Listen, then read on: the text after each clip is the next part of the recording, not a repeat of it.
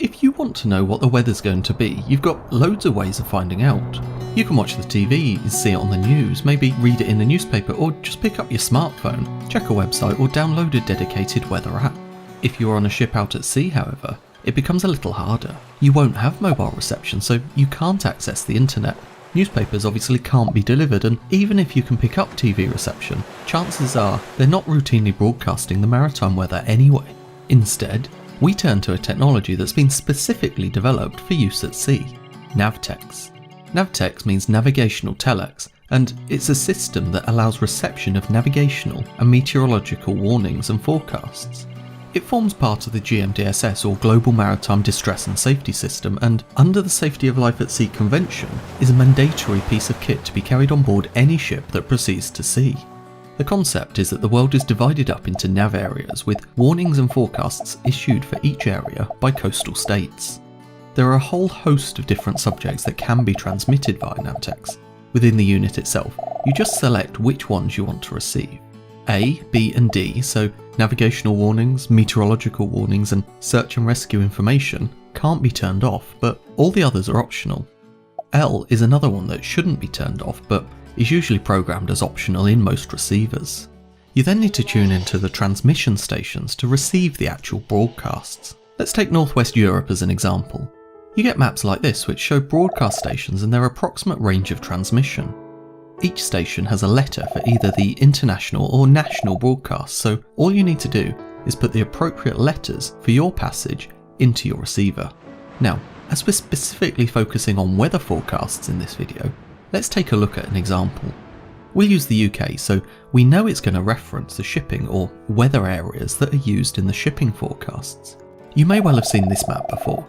All it does is break down the whole area into smaller chunks to give better, more relevant information.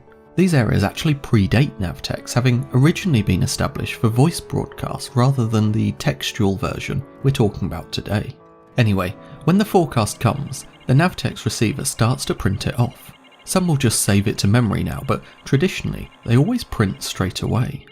On this forecast, the first section gives the overview.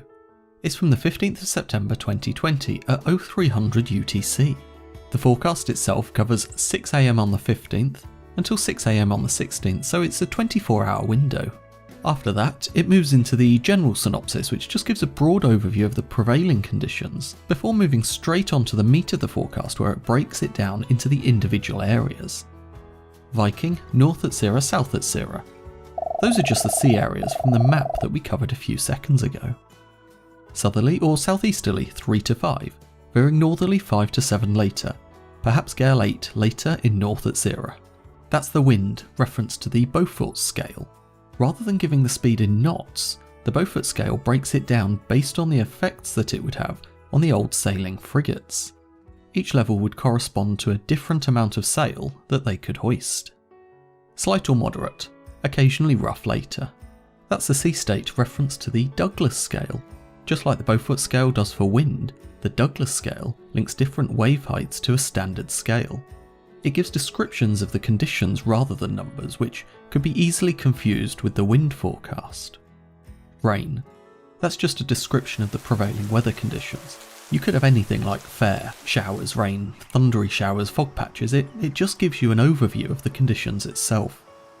Moderate or good, occasionally poor. That's the visibility, reference to the Met Office's scale. Again, giving the description here means it's harder to confuse it with the wind, the sea state and the weather. The rest of the forecast just continues working through all the other sea areas. So, we've looked briefly at Navtex, but how else could ships get this same information?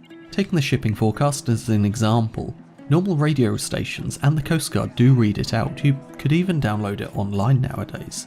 Though, once we branch out into internet forecasting, we can actually get far more detailed ones than just the shipping forecast. We can get full-on weather routing information instead. These usually run as a computer program where you can input your passage. The weather forecast is then sent to your computer as a small file through the internet. It lets you play through your passage, checking the weather, the sea state, the visibility and things with reference to your ship's actual position. Some services go one step further and they do the actual weather routing for you. On an ocean passage, you could tell them your start position and your end position, and they'd work out a number of different options for passages you could take. You can probably already see the possibilities with sophisticated weather routing programs and services, safer passages, fuel savings, and less chance of cargo damage, to name a few. Even though more and more ships are being equipped with satellite systems for accessing the internet, GMDSS and Navtex in particular still remains the official way for ships to receive weather updates and information. And that brings us to the end of today's video. If you enjoy content like this, be sure to subscribe and turn on notifications to know whenever I post new content. Until next time, thank you for watching, and goodbye.